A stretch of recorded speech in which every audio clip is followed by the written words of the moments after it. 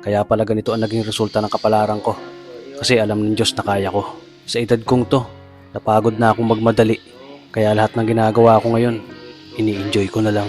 Siguro sa dami na rin ng aking pinagdaanan, napagtanto ko na ang buhay ay mas malawak at mas mahiwaga pa sa mga problemang dumarating sa buhay natin. Tumatanda na tayo, baka sa kakahabol natin sa masagana at maayos na buhay, ay hindi na natin nai-enjoy ang buhay. Baka nabubuhay na lang tayo dahil nape-pressure tayo sa sasabihin ng ibang tao. Marami na rin akong mga naging maling desisyon sa buhay, pero lahat yun nagsilbing aral sa akin at natuto ako sa mga pagkakamali ko. May mga taong sobra nating mamahalin at bibigyan ng halaga, pero ibabalik lang sa atin ay kabiguan at matinding trauma.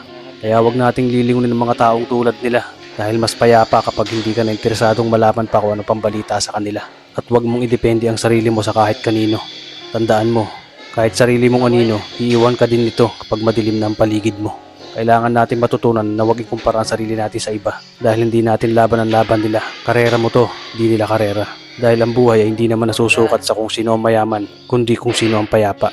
Kaya galingan mo lang palagi tol dahil napakaraming tao mapanghusga, hihilahin ka pababa. At lagi mo itong tatandaan na makakatanggap ka lang ng papuri mula sa kanila kapag patay ka na.